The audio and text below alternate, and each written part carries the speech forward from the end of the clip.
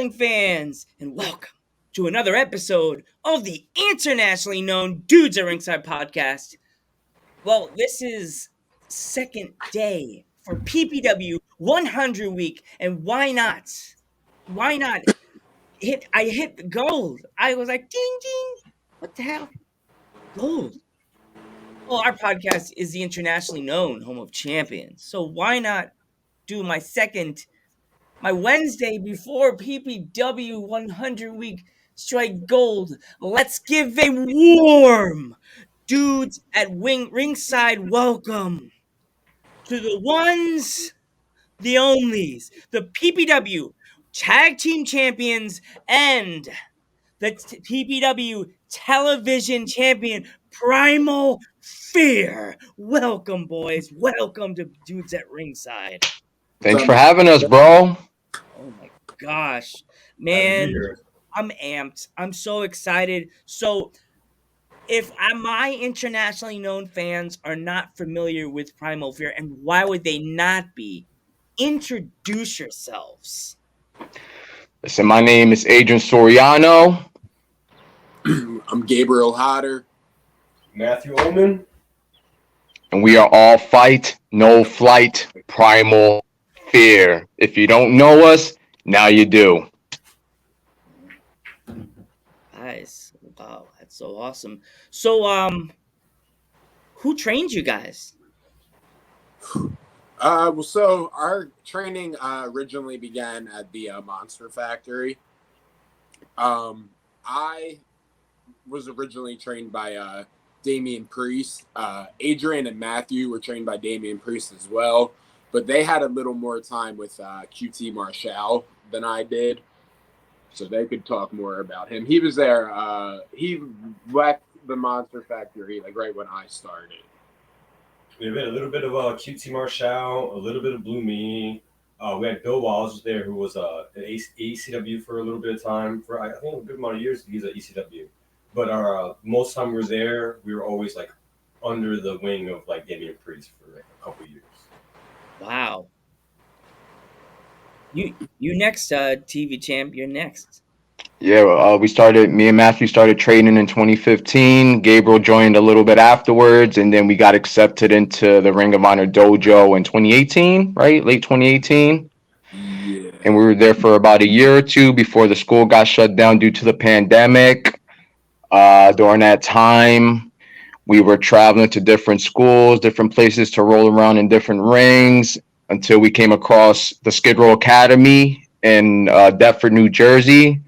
And that has been our home ever since. They are now resided in Gloucester City, New Jersey, Skid Row Academy. I, Adrian Soriano, am the head trainer there, and also my assistant coaches, Matthew Ullman, Gabriel Hodder, Faye Jackson. We are there Monday, Thursday nights, 6:30 to 9 p.m. If you're in the New Jersey area, come check us out. I just gotta remember that. I'll definitely have to come by. Maybe you could take a bump or two, because I've only been in a ring just to take a picture with a wrestler and then you're out. Well, listen, if you want to get body slammed, we're your guy. Or just learn how to take a chop, because I always used to with my old co-host. We used to always joke and say, "We're gonna take a chop someday," and I used to go, "Dude, I'm 5'1" and I'm a buff guy. I take a chop, I'm gonna be like, okay. I've been hitting the head. I've been hitting the chest by boxes and stuff at Key Food, my job. You're skinny. You're gonna hit that chop, and you're gonna fly back God, sunburn. Both are equally painful. Chops and flat back bumps. Yeah. Both suck. All of it hurts. But yeah, and we've been really privileged as far as our training, because while we were at the Ring of Honor dojo, we were also trained by Jonathan Gresham. So at one point we had, a major, one of our trainers was a major part of all three companies, with Gresham being in Impact, Damian Priest obviously being in WWE, and QT Marshall being in AEW. So we've really been blessed to be around some of the best wrestlers in the world. Awesome. So what kind of advice did Damian Priest give you guys that it stuck to what you do now, like your career now? He used to tell me that I sucked a lot. He was right. Like so much of our foundation comes from him. It's so like hard to pinpoint one thing, and we used to just talk to him. Like we would sit and talk at his house for hours, just talking wrestling, talking just life and stuff like that. So like, there's a lot of things he told us, and we were so early in our career. Like I wish I wouldn't say we took it for granted as much as I wish we would have appreciated the time we had with him a lot more. Yeah, You know. we were lucky enough to not only be trained by him, but for about 6 months we were in like a group with him, like on shows.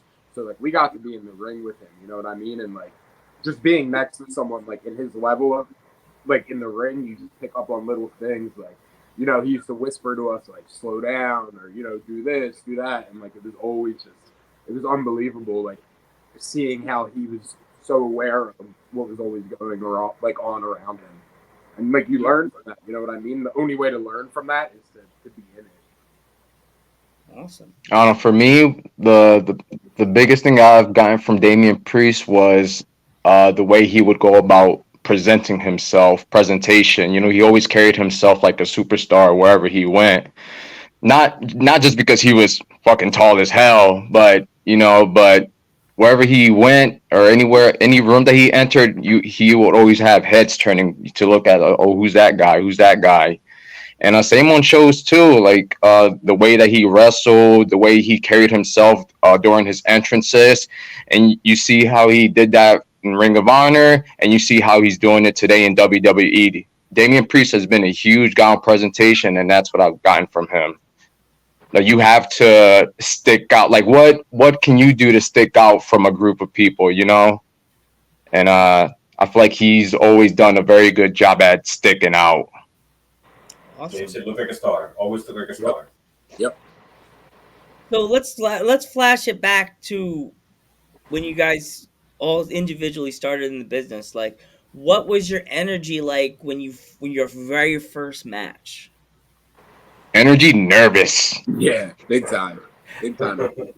Because when I had my first match, it was kind of like out of nowhere because I didn't even know I was going to wrestle. At the time when we broke into the business, we were training with Cody Vance as well, who's known as Preston Vance on AEW, and he's had a few match. I think me and Matthew started a little bit after he did, right? So he's had a couple matches already, and it was one show that came, and he wasn't scheduled to be on a card. Out of out of the blue, he was thrown in a pre-show match. He needed an opponent. They were like, you know what, Manny, you're the guy, and that's how I had my first match, and it was against Cody Vance. That's pretty cool. You guys? I don't know. I had like 5 first matches, so I don't really know which one counts. Like, you know, because like we used to do like birthday parties. So like I had like a birthday party first match, and then like one time, like my first like real match was at like an outdoor like festival show on like a baseball field. But I remember it wasn't supposed to be a match. We were supposed to just like kind of go out there and wrestle around for a little bit, and then it kind of just turned into a match. So you know, we were out there pretty much like calling it in the ring, but you know, we didn't do nothing crazy. I was only wrestling for probably 6 or 7 months at the time. But That was your first match? Yeah, me and Dobbs at that park and that day. And then my first match, like on like a show, was also against Dobbs. Like 2 weeks ago. You said with Dobbs also? Yeah, so both of my first matches were with Dobbs. My first birthday party match was against Nick. Oh wow. I gotta get my so these kids nowadays so spoiled. When I was a kid, I don't ever remember ever asking my mom, can you buy out our indie promotion for the day and just like have one wrestling show for I'll me? tell you what, I had my birthday party at the Monster Factory. That's so freaking cool. Yeah, my fifth birthday party was at the Monster Factory. And I used to tell kids at the birthday parties, like, no, I had my birthday party here. And all the parents would get mad because then they realized their kids might end up as wrestlers. Oh, shut up. Yeah. So you guys are now all champions in PPW. Like, what is like since like this Saturday is the 100 show. what would you say would be like your legitimate like biggest memory out of all the PPW, the 99 episodes, the shows they've done? What have been like your favorite moment? Whew. Our first time at PPW, we were in a match against Alpha, and he beat my ass pretty good. He broke a couple chairs on me and put me through a table, so I remember that pretty well. That was pretty fun. I'd probably say that. They've been at this new location in Sladenton, Pennsylvania for what, like 3 shows now? And that's been some of the most fun I've had there. So some of those matches we've had there have been some of my favorites as long as we've been there. So I'd probably say like 2 shows ago we had a match for championship material, right? Match.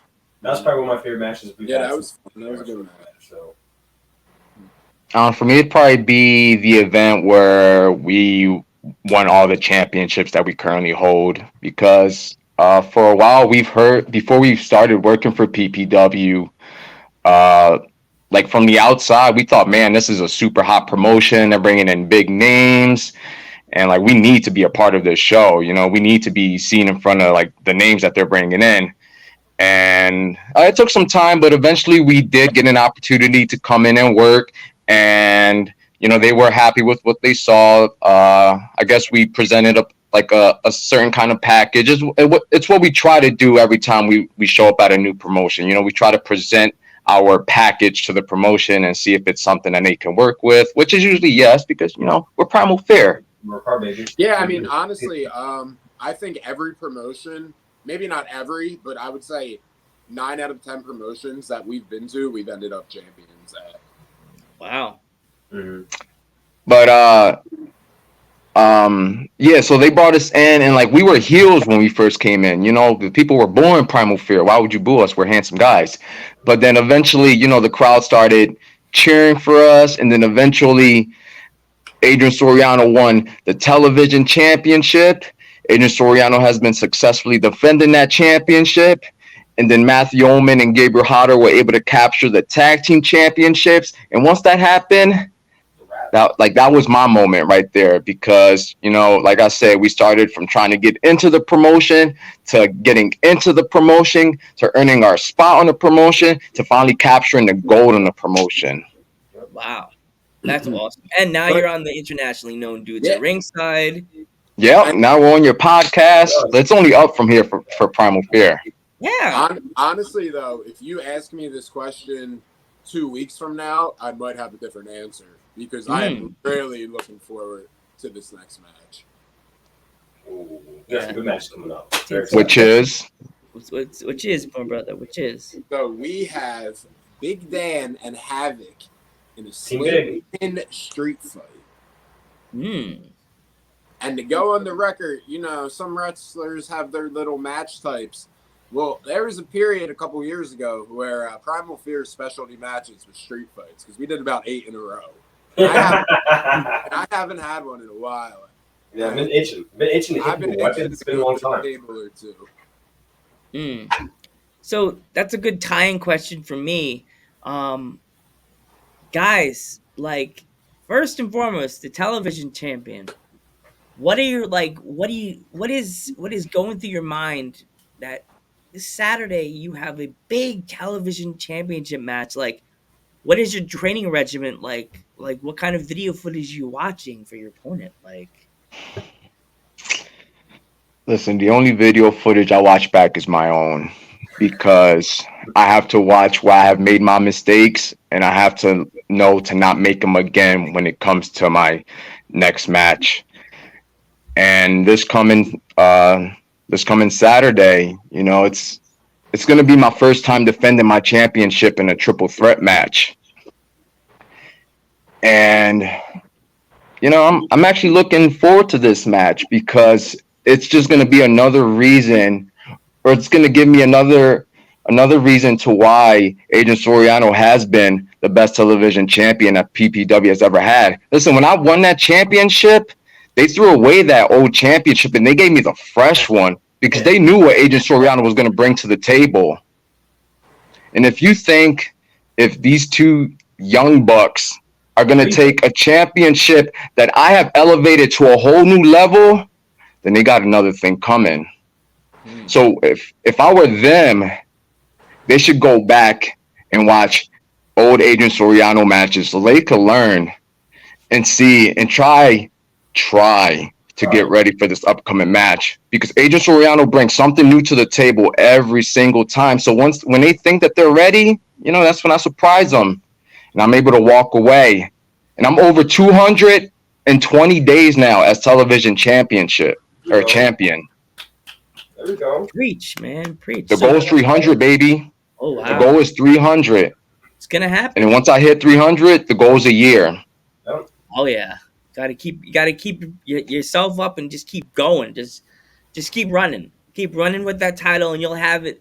You'll break Roman Reigns' record. There you go. Preach. I Beat don't know about Roman's that. record. That's a long Break that. time. You could do it. You could the You believe Indies in me? I appreciate that. do it. Just think above that. 1,000, more like 2,000, 3,000 days. 2,000, 3,000. Oh gosh, and now guys, tag champs.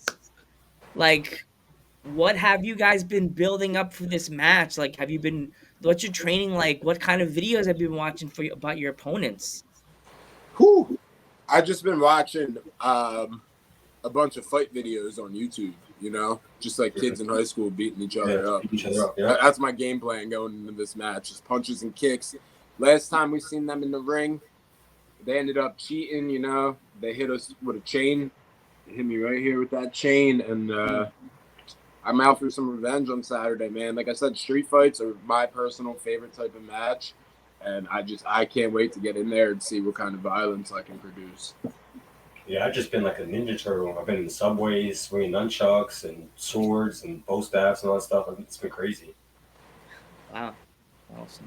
So, if you guys can bring back any manager from like the 90s or the 80s to be your manager for one night only, who would you bring back and why? All bearer. I was gonna say the same thing.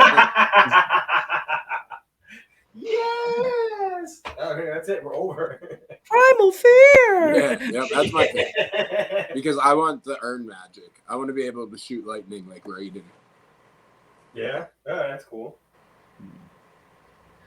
So, my closing question for you gentlemen, if there was a kid or a young wrestler watching this podcast and they needed advice because they feel like they have nowhere to turn, what kind of advice would you give them to make them feel better about their training and stuff like that?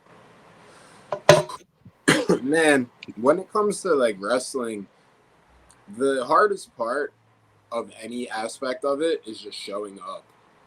If you go anywhere and you show up, like you already did the hardest part, man. And the hardest part is like mentally getting in your head, you know what I mean? Because like it's nerve-wracking, man. Like we've done, tryouts, we've been in front of big name people. Like it can be very nerve-wracking, but once you show up, you've already done the hardest part of it. And if you're prepared, then you have nothing to worry about. And if you stay prepared, you don't need to get prepared. Yeah, I would say commitment, man. Like, there's a lot of people against pro wrestling, and they kind of like, I don't want to say have to take it seriously, but they don't take it as serious as they should. Like if this is something you want to do and you want money doing this, you should commit yourself to every facet of it. You have to train, you have to do promos, you have to go to the gym. There's things that you have to commit to, and if you don't commit to one of those things, you're only like handicapping yourself for it. Yeah, my only advice would be to not give up. It's not supposed to be easy. If it was easy, we'd all be millionaires. We all be on TV. But it's the same. It's the same as life, man. Life is not easy. But it's how you go about.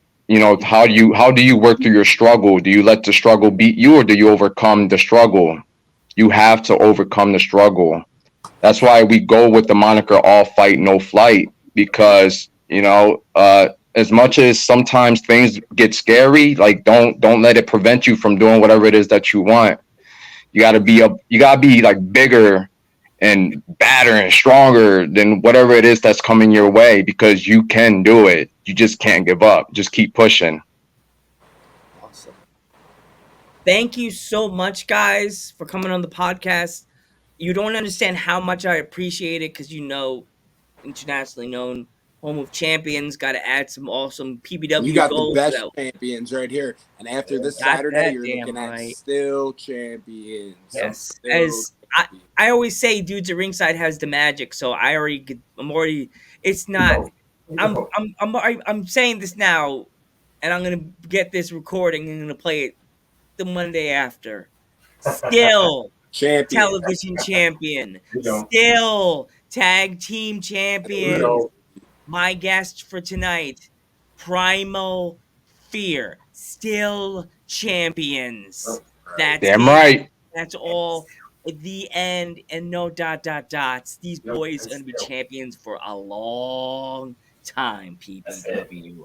I'm Joe Panther the Third. I am Agent Soriano, Matthew Ullman. Gabriel Hodder. Damn. and we are all fight, no flight, primal fear. Joe, thank you for having us. No problem. And we will catch you in the next one. We will see you guys Saturday.